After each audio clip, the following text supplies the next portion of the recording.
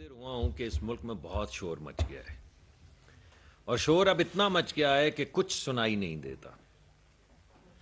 حقیقت یہ ہے کہ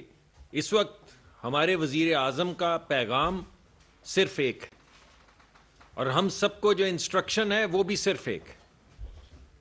اور وہ یہ ہے کہ ملک کو آگے لے کر جانا ہے۔ اور ملک کو آگے لے کر جانے کا مقصد کیا ہے، یعنی اس کا مطلب کیا ہے؟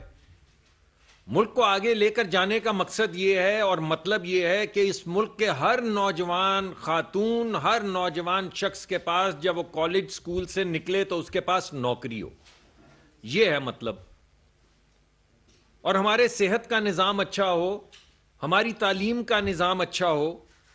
ہم اس ملک کو آگے بڑھا سکیں، اس ملک کو اکٹھے ہو کر آگے بڑھا سکیں، اپنے بچوں کے لیے، ان کے مستقبل کے لیے آگے بڑھا سکیں، یہ ملک ترقی کرے۔ اس کے علاوہ اضافی جتنی بھی آواز ہے اس ملک میں وہ لغو ہے، بالکل، یعنی بالکل بے مقصد ہے۔ ہمیں وزیر اعظم نے کہا کہ آپ نے وہ ترقی جس کا میں ذکر کر رہا ہوں، 4 سے 5% جو ہم نے ترقی کرنی ہے آنے والے وقت میں، اس کے لیے توانائی کا انتظام کرنا ہے، اور توانائی کا انتظام ایسے طریقے سے کرنا ہے کہ غریب LNG کی قیمت نہ دے رہا ہو، غریب آدمی کو سستی بجلی، سستی گیس مل رہی ہو۔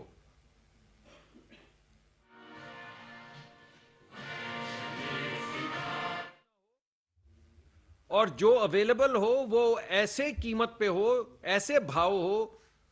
جسے لوگ افورڈ کر سکتے ہوں، پھر ہی ملک آگے بڑھے گا، پھر ہی غریبوں کے گھر کے چولہے جلیں گے۔ اس مقصد کو سامنے رکھتے ہوئے ہم نے بہت سی چیزیں آپ کے سامنے لائے، مگر 1-2 مرتبہ آپ ہنس دیے اور 1-2 مرتبہ سب نے شک کی نظر سے دیکھا۔ جب میں نے آپ کو آ کے کہا کہ ہم انشاءاللہ بہت جلد سستا تیل لے کر آئیں گے اور چند مہینوں کے اندر لے کر آئیں گے، اور آپ کو تاریخ بھی دی، تو بہت سے دوستوں نے یقین کیا اور میرا ہاتھ پکڑا اور مضبوط کیا، اور بہت سے لوگوں نے شاید پاکستان کی تاریخ کچھ ایسی ہے کہ شک کی نظر سے بھی دیکھا کہ شاید ایسا نہ ہو۔ تو آپ نے دیکھ لیا کہ 45 دن کے اندر، اور یہ 45 دن کا جو میں ذکر کر رہا ہوں یہ میں نے نہیں کہا، یہ روس سے آئے ہوئے وفد کے جو لیڈر تھے انہوں نے ذکر کیا کہ وہ معاملہ جو 45 دن پہلے شروع ہوا تھا وہ آج ہم نے ختم کر دیا، اور آپ کے سامنے وہ معاہدے ہو گئے، ان کے اوپر دستخط ہو گئے، جن کے تحت یہ طے پا گیا کہ مارچ کے مہینے تک، مارچ ختم ہونے سے پہلے پہلے پاکستان اور روس کے درمیان ایک معاہدہ طے پا جائے گا جس کے ذریعے سستا خام تیل جو دونوں ملکوں کے لیے بینیفیشل ہوگا وہ پاکستان میں آنا شروع ہو جائے گا۔ یہ تمام کام جو کئی سالوں میں نہیں ہوا، جو کئی دفعہ آپ نے لوگوں کو جیبوں سے کاغذ لہراتے ہوئے دیکھا کہ میں بات کر رہا ہوں سستے تیل کی، میں بات کر رہا ہوں سستی، کچھ نہیں ہوا۔ 45 دن کے اندر یہ معاملہ طے پا گیا، اور اب انشاءاللہ مارچ کے اندر جو ہماری تفصیل ہے تمام کمرشل ٹرمز کی وہ طے ہو جائے گی، سائن ہو جائے گا، اور پاکستان کے اندر سستا تیل آنا شروع ہو جائے گا۔ اس کے علاوہ جو ہم نے معاہدہ کیا اس کے تحت ایک ہولسٹک انرجی سیکیورٹی پلان جو ہے اس سال کے آخر تک مکمل ہوگا، جس میں LNG بھی ہوگی، جس میں گیس بھی ہوگی، پیٹرولیم کے علاوہ۔ اس وقت ان کے پاس گیس میسر نہیں، مگر انہوں نے وعدہ کیا کہ اگلی سردیاں، اب یہ سردیاں تو اللہ کے حکم سے گزر گئیں، اور آپ نے دیکھا کہ 10 سال میں پہلی مرتبہ کسی جگہ کے اوپر کوئی ہنگامہ آرائی نہیں ہوئی۔ جنوری ختم ہونے کو ہے گیس کی کمی کی وجہ سے، یہ نہیں کہ کمی نہیں تھی، ایسا بھی نہیں کہ لوگوں کو تکلیف نہیں ہوئی ان اوقات میں جو کھانے پینے کے اوقات نہیں تھے، مگر حتی الامکان حکومت نے کوشش کی، اور اس مرتبہ کسی جگہ پہ کوئی پروٹیسٹ نہیں ہوا۔ تو اس کو مد نظر رکھتے ہوئے ہم نے یہ بھی معاہدہ کیا ہے کہ اگلی سردیاں آنے سے پہلے پہلے سپاٹ کارگو، یعنی جو لانگ ٹرم کانٹریکٹ نہیں ہوتے، اس پہ روس ہمیں LNG کے ہمارے ساتھ کوئی 2 کمپنیاں انہوں نے پاکستان کو کہا ہے ان کے ساتھ آپ معاہدہ کریں تاکہ اگلی سردیوں کے لیے آپ کے پاس LNG ہو۔ مگر لانگ ٹرم کے لیے، آنے والے وقت کے لیے، ملک کی ترقی کے لیے ایک ہولسٹک انرجی کا معاہدہ کیا جائے گا۔ ہولسٹک کا مطلب ہے کہ اس میں پائپڈ گیس بھی ہوگی، اس میں LNG بھی ہوگی، اس میں کروڈ آئل بھی ہوگا، اس میں دیگر پیٹرولیم پروڈکٹس بھی ہوں گی۔ جس کے ذریعے پاکستان کو سیکیورٹی ملے گی، یعنی ہر وقت انرجی کی اویلیبلٹی انشور کی جائے گی. انرجی جو آئے گی پاکستان میں، تیل جو آئے گا، گیس جو آئے گی، وہ سستے ہوں گے تاکہ لوگوں کی افورڈیبلٹی ہو اور سسٹینیبل طریقے سے آئیں گے، کیونکہ جتنی ہم سستی چیزیں لیں گے اتنا ہی زر مبادلہ کا بوجھ ہم پہ کم ہوگا، اور یہ جو سارا دن لے دے ڈالر روپے کی ہوتی رہتی ہے اس پر ہمیں فائدہ پہنچے گا اور ہماری امپورٹ کا بل کم ہوگا، کیونکہ ہم سستی چیزیں خرید رہے ہوں گے. یہ تھا وہ وعدہ جو میں نے آپ سے کیا تھا، اور آج میں آپ کے سامنے حاضر ہوا ہوں اور آپ کے سامنے دستخط کے ساتھ وہ تمام چیزیں وہ دستخط کی شکل میں آپس میں ہمارے معاہدے کی شکل میں آپ سب کے سامنے آ چکی ہیں. آپ نے روسی سفیر کا بھی بیان سن لیا، آپ نے ہمارے EAD کے وزیر کا بھی بیان سن لیا، اور آپ نے اس کے بعد میرا جو تبصرہ تھا وہ بھی آپ نے سن لیا. اب آپ دیکھ لیجئے ہم نے جو وعدہ آپ سے کیا تھا، جو وعدہ پرائم منسٹر نے کیا تھا، وہ وعدہ پورا ہو گیا. میں یہ چاہتا ہوں، میری یہ دلی خواہش ہے کہ یہ ملک جتنے خواب آپ کی آنکھوں میں ہیں ان سب کو لے کے آگے بڑھے. ایک ماں جو اپنی بچی کے لیے خواب دیکھتی ہے، اس کو ہم سیاست کی نظر نہ کریں، اوئے توئے کی نظر نہ کریں، ہم اس خواب کو لے کر آگے بڑھیں. اب اس خواب کے راستے میں رکاوٹ کیا ہے؟ اس خواب کے راستے میں ایک ادھم ہے، ہر طرف اوئے توئے ہو رہی ہے. آپ یہ دیکھیں کہ جس دن آپ نے ساری اسمبلی کو غدار قرار دے دیا، جس دن ووٹ آف نو کانفیڈنس چل رہا تھا، اور آپ نے تمام اپوزیشن کو جو ایک طرف بیٹھی ہوئی تھی صرف اس وجہ سے کہ وہ کہہ رہی تھی کہ ہم ووٹ آف نو کانفیڈنس کرنا چاہتے ہیں، آپ نے ہٹلر کی طرح، بھائی خان صاحب، ہٹلر کی طرح آپ نے آرٹیکل 5 لگا دیا. آپ نے اسمبلی میں آ کے وزیر قانون نے قرارداد پیش کر دی کہ اس اسمبلی کی اپوزیشن کے اوپر آرٹیکل 5 لگایا جائے. یہ محب وطن نہیں ہیں، یہ غیر ملکی ایجنٹ ہیں، ان سے ووٹ لینے کا حق پارلیمان میں الیکٹ ہونے کے بعد ووٹ لینے کا حق چھین لیا جائے. یعنی ووٹ کا حق صرف ایک شخص کو ہونا چاہیے، یا 3 4 5 خان صاحب اور ان کے 4 5 حواریوں کو، اس کے علاوہ اس ملک میں کسی کو ووٹ کرنے کا حق نہیں ہونا چاہیے. اور جو خان صاحب کے خلاف ووٹ کرے گا وہ کیا ہے آرٹیکل 5 کی روح سے؟ غدار، غدار ہے وہ. اور یہ مسودہ پیش کیا گیا اسمبلی میں، صرف غدار نہیں ہے، جو اپنے بیٹے کی کمپنی سے، اپنے بیٹے کی کمپنی سے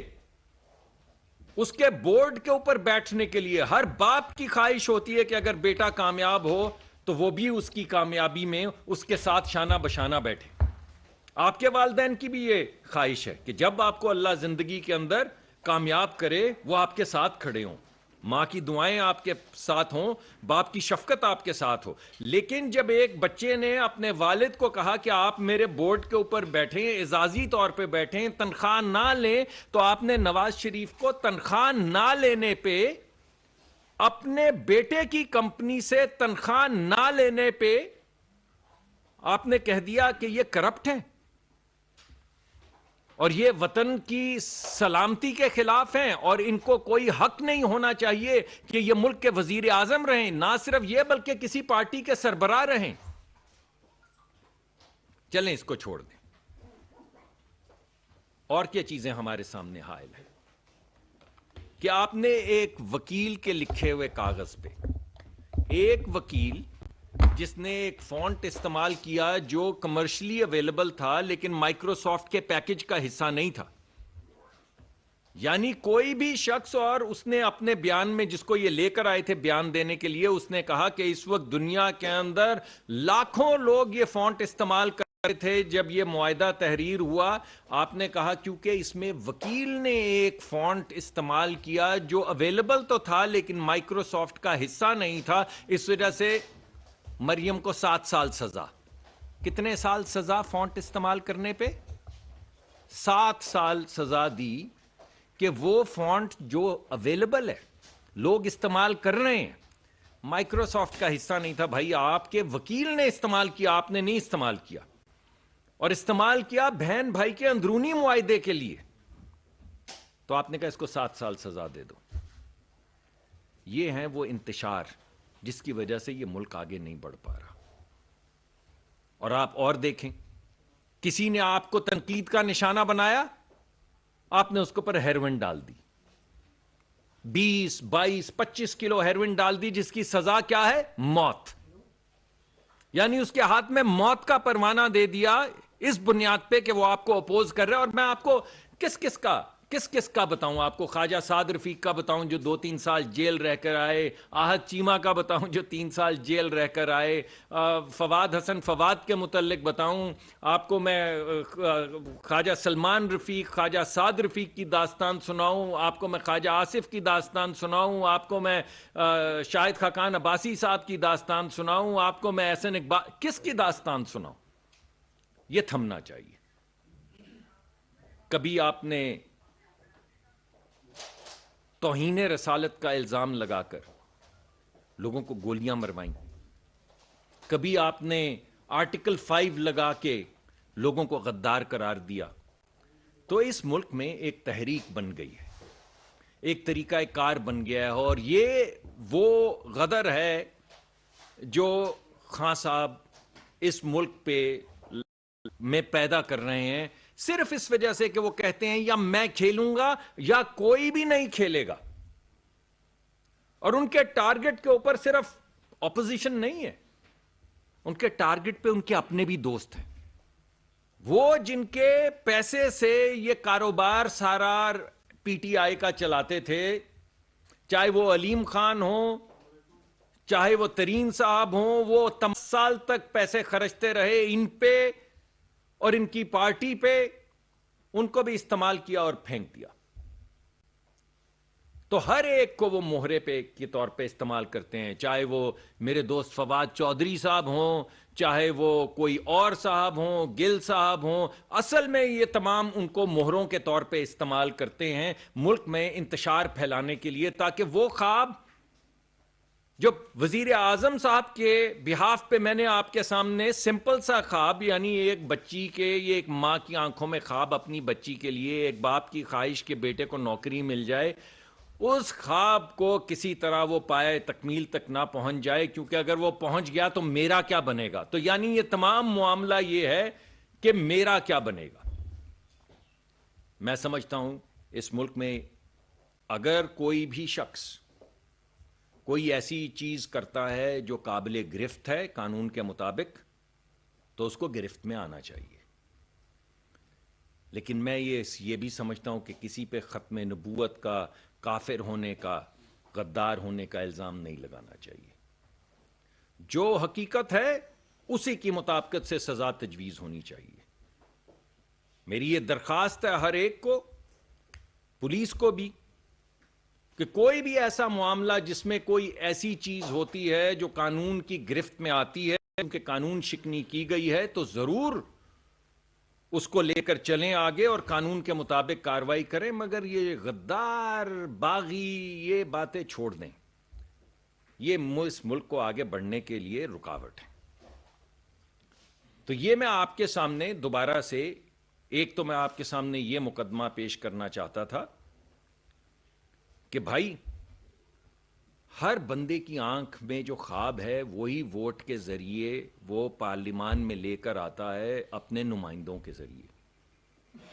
یہی وہ خواب ہیں جو وزیر اعظم کی آنکھ میں ہوتے ہیں، اس وجہ سے نہیں کہ یہ وزیر اعظم کے خواب ہیں، اس وجہ سے کہ یہ آپ کے خواب ہیں جو ووٹ کی شکل میں وزیر اعظم کو دیے جاتے ہیں۔